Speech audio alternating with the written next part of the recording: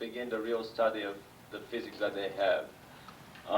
Right now, the secret government uses physics of 8 classes of energies. Only the lowest class is based on Einsteinian mechanics, and the speed of light, the speed of propagation of a single signal is the speed of light. The next class, one above it, has the fastest speed of propagation equal to the speed of light squared. The third class is speed of light cubed, and so on up to speed of light to the 8th power. So you can imagine 300,000 kilometers per second, the speed of light, multiplied by 300,000, and so on 8 times. There are technical devices that can communicate in real time with any point in our galaxy. You don't hear this time delay that you're hearing when you call Europe and the signal goes through the satellite. Hardware built by American companies. There was a strange device that is a tower with a huge radio telescope-like antenna on top. That is basically a teleportation and time travel device. With that device, one can teleport to any point in the universe and back, and in our galaxy. And actually, a full circle was made around the center of the galaxy with landing back on Earth in 24 hours. This sounds very bizarre, I have to agree. But in some government research projects, and this is not a latest project, these were events that happened 10, 20, maybe more years ago.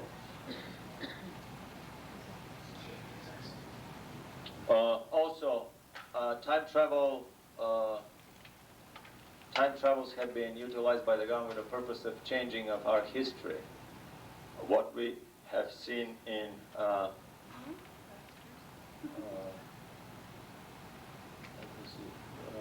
Back to the Future, someone going back in time, changing the history, and then doing something which would change his present-day history when he comes back is actually true. And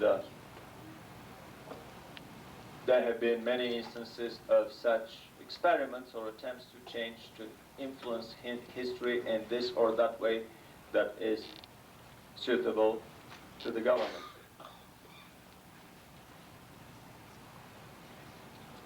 And now I would like to run the last slides that I have.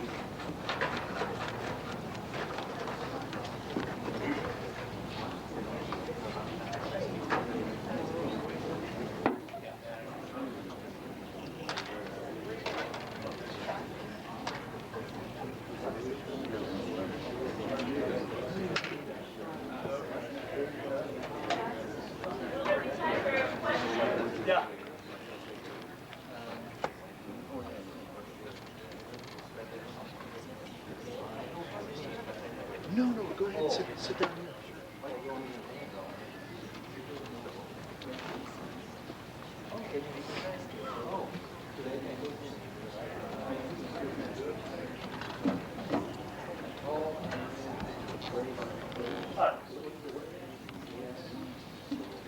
I don't know if you can turn down the lights again. I'm sorry, can we turn down the lights again, please? This is another nice book about discrepancies that doesn't make sense on the moon.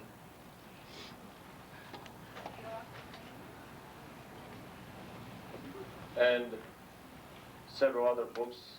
Fred Sheckling's books is the most interesting one, with pictures of mining machines leaving large tracks on the surface of the moon.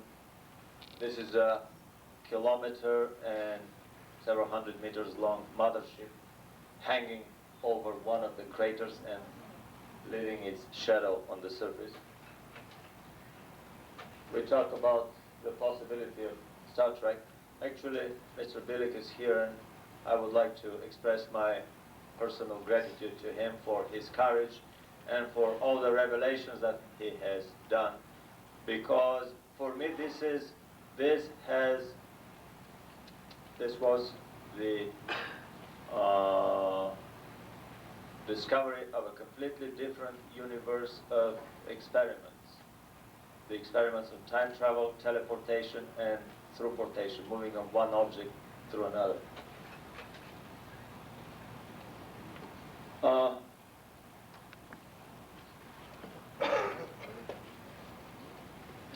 I've read a lot of books coming from Eastern Europe. I've read a lot of books on the KGB, on the GRU, which is the Russian NSA, and on methods of disinformation.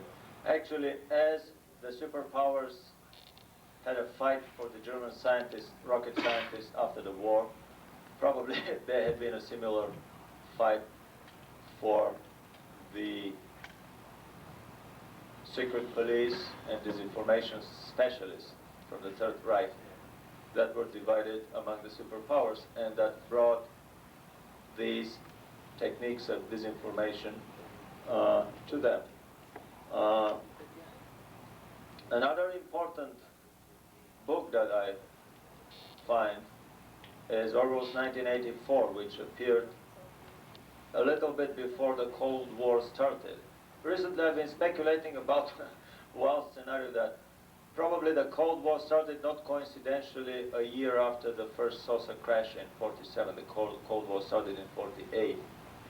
And the reason for that, the scenario for that, one shouldn't look further than Orwell's own book about the fictional political reality of 1984, where the world is divided into several super states, superpowers, constantly at war with each other, but a soft war, prophylactically nuking each other from time to time. And this all in order to support the secrecy and the totalitarian structure of these societies. So basically the Cold War is a version of the scenario that Orwell outlined in his book. With all these secret projects, joint projects behind the scenes, exploration of the solar system and beyond with the Star Trek scenario, joint bases on the Moon and Mars with the alternative 3 scenario. Obviously, the necessity of the Cold War was simply to keep the secrecy going on.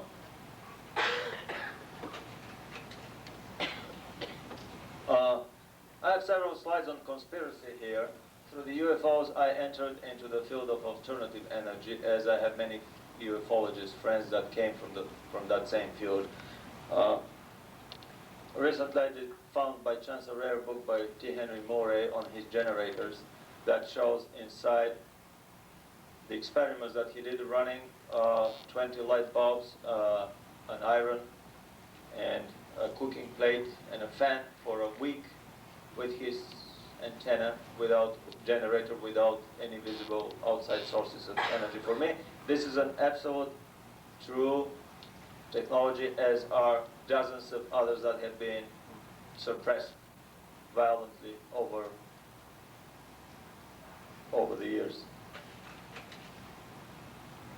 We are all familiar with the Stryker Memorandum, or most of us are familiar with this film, and with the AIDS conspiracy theories that AIDS is a bacteriological weapon for population control. Unfortunately, I didn't make a slide of the Congress decision. It was the Senate the Appropriation Committee for the military budget for, I think it was it was in the 60s. I found a page through a friend of mine from the Library of Congress, half a page about the actual decision to appropriate $10 million for research on an immunological bacteriological weapon that would basically destroy the immune system of the victim.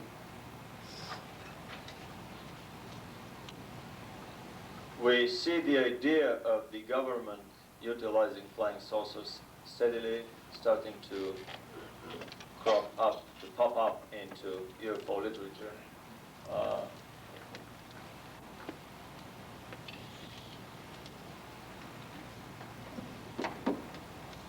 And I would like to congratulate Bill Hamilton for his work in this field.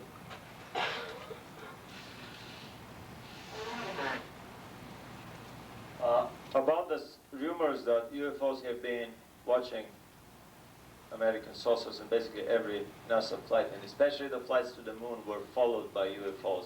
Rumors that I've heard personally. My feeling now is that simply these flights were followed by American government saucers just as a safety measure, in case something happens.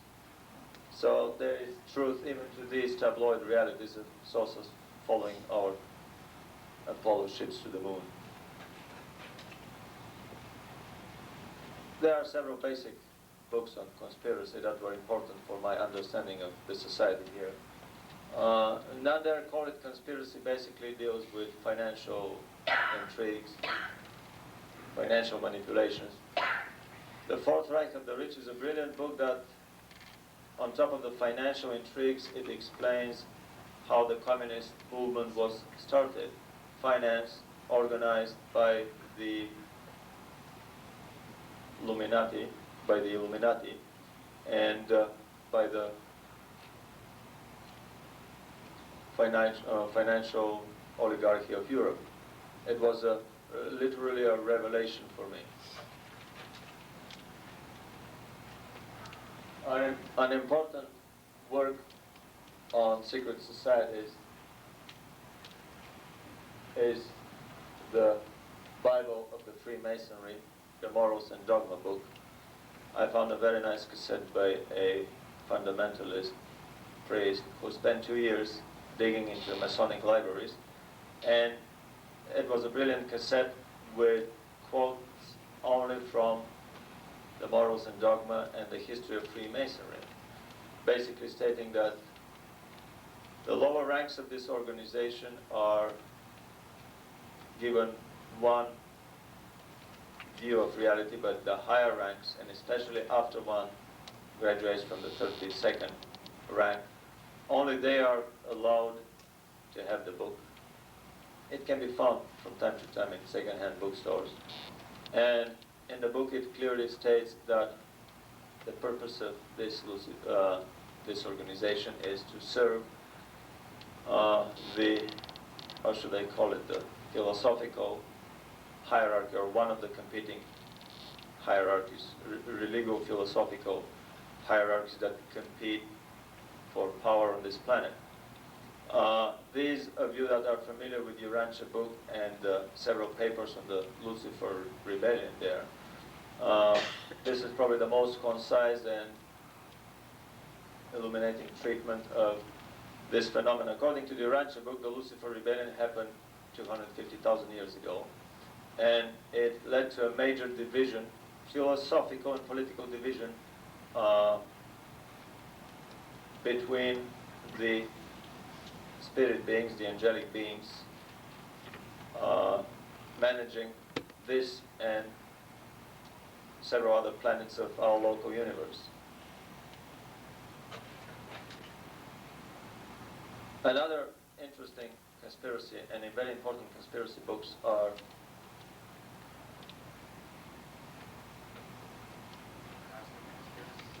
the Cosmic Conspiracy is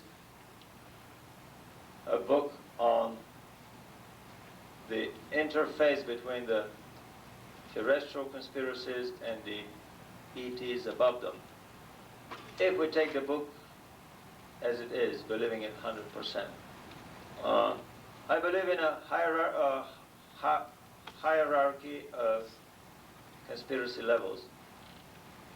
Well, it is very unfashionable and unpopular for someone, let's say in academia or even in the media to say that he believes seriously in conspiracy theories. On the contrary, I would label myself a super conspiratist. Namely, I believe that most of the popular conspiracy theories that we've heard of are just the lower level of this hierarchical structure, this pyramid of successive tiers. And the terrestrial conspiracies are interfaced with ET power structures, with confederations, with groups of planets around us that are naturally vying for power. All these different contactee accounts for me are, on top of everything else, they are a very interesting political campaign of different ET races presenting their business cards to our civilization. We may choose to go that way or the way of a different civilization. And probably this is the way that things work in the universe. When the time comes for a planet to be open to the outside world, then everybody who is in the vicinity and thinks that they may contribute with something would present their introductory package, their business card.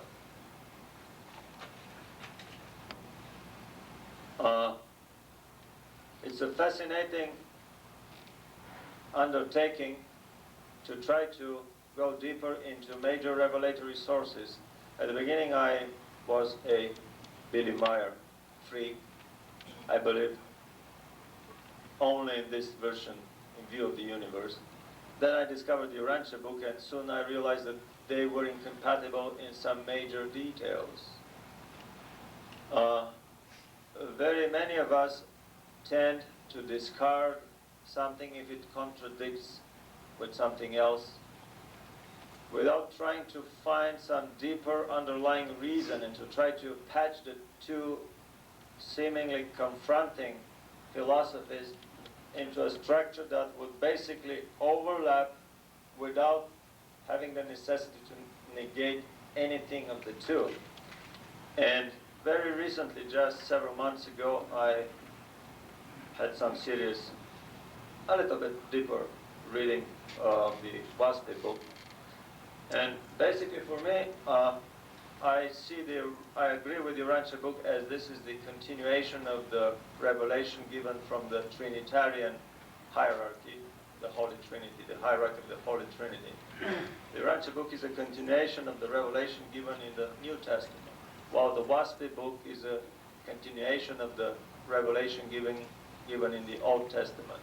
The WASP book is the universe according to Jehovah. These two books are propose two very different ascension schemes for our souls. Very different, incompatible. But it's fascinating because they share too many common values, and actually the ethical and moral values are the same. One has to do good and to love his neighbor in order to succeed in these two different schooling systems.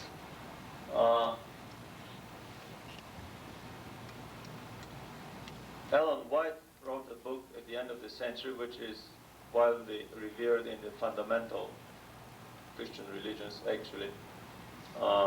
Sometimes I go to a Seventh-day Adventist church and she was recommended to me. They consider he to be a channeler of biblical kind. And in a way, it's a fascinating book because it treats the, how should I call it, not the political struggle, but this attempts to influence our planet to go either one of these two ways. Now I have to say that these are not the only two progression schemes in the universe, that there are some others. The Billy Meyer case is an interesting one because of their belief in the reincarnation. Interestingly enough, none of these two books include the reincarnation as a possible progression scheme. And I think that these are just possible and probably really existing alternative schooling systems in the universe. After this little brief discussion on terrestrial conspiracy theories, I would go a little into genetics, into genetic experiment. Recently, I've developed some keen interest. I'm trying to explain the gray alien scenario. This whole presentation has been a preparation for this explanation. The Germans tried to breed a super race with Mendelian genetics. We're told that it was a failed experiment, but very recently I heard through a person that I value very highly that actually similar experiments are going on in Brazil, in secluded places where kids are raised until the age of 10, basically in a cubicle without any human presence. The food is given through the input window and the output is taken through the output window. In order to devoid these individuals from any emotions, to make them logical, in order to increase their thinking potential. But I'm not a geneticist, and as I said, with this presentation I tried to investigate the magical keys to three kingdoms, the flying saucer, which is my field of research. I rely entirely on Mr. Bilik's discussion of the time travel research. And I will be very glad to pool resources with somebody who is specialist in genetics, because I have an intuitive feeling that our research in genetics is the major direction of our efforts. Make a content analysis of any scientific journal that you see, and you will immediately see that from the funding and from the articles that are published, maybe 2/3 are on genetics. These are pictures from these programs of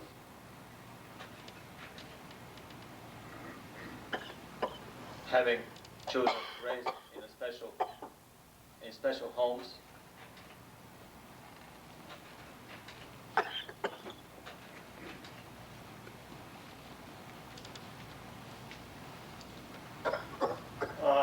The Germans had ample guinea pig material in the concentration camps. In these camps, they did research into areas that would have been unthinkable in a normal academic liberal establishment with the working social controls of a religious community. And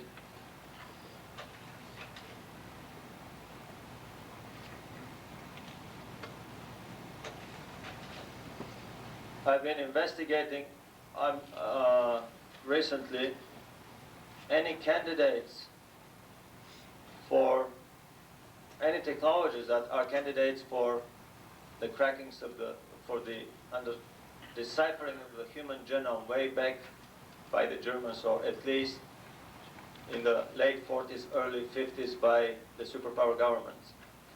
Right now, about $10 billion would be spent on deciphering the human genome. I have a feeling that it has already been deciphered in the same way as the whole NASA project of going to the moon was a smokescreen to keep the other nations from joining the exclusivity club. And the moon was visited long before the Apollo project. I have a similar feeling that the Human Genome Project is another small screen that is intended to keep the exclusivity of this club from other nations joining in, and that it could have well been deciphered. My major candidate for this technology, the magical key to the genetic technology, is the Rife microscope, which is one of the sources told me that it was a scalar wave Tesla microscope that could see a living virus, something that no present-day electron microscope could do. You have to kill the virus or gold-plate it in order to make it visible. And the Rife microscope was invented in 1932. My question is, could it have been possible with few upgradings of this microscope to actually see the DNA and to be able to decipher the genome, the human genome?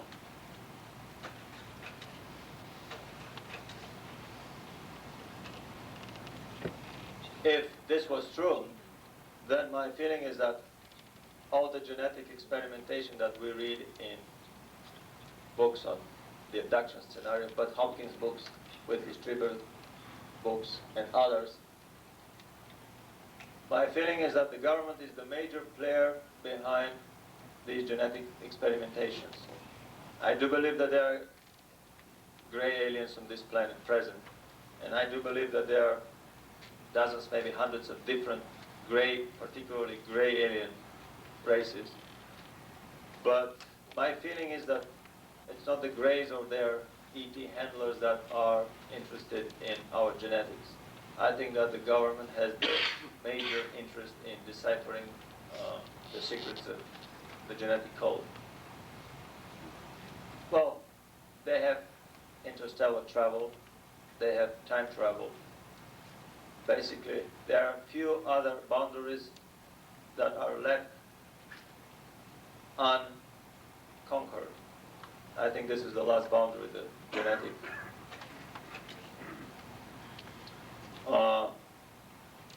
I fully believe in the cattle mutilations, but my feeling is that they are done by the government in order to check contamination of the environment by radioactive materials. Coring out the rectum and the tongue area is a very simple physical means of measuring contamination on the input of a system and on the output, and correlating the differences. One would know how much the whole body is contaminated, rather than dissecting the whole cow and getting dozens of samples and averaging them. Obviously, this was done to arrive at some table. After that, it is probably enough just to take samples from the input and the output.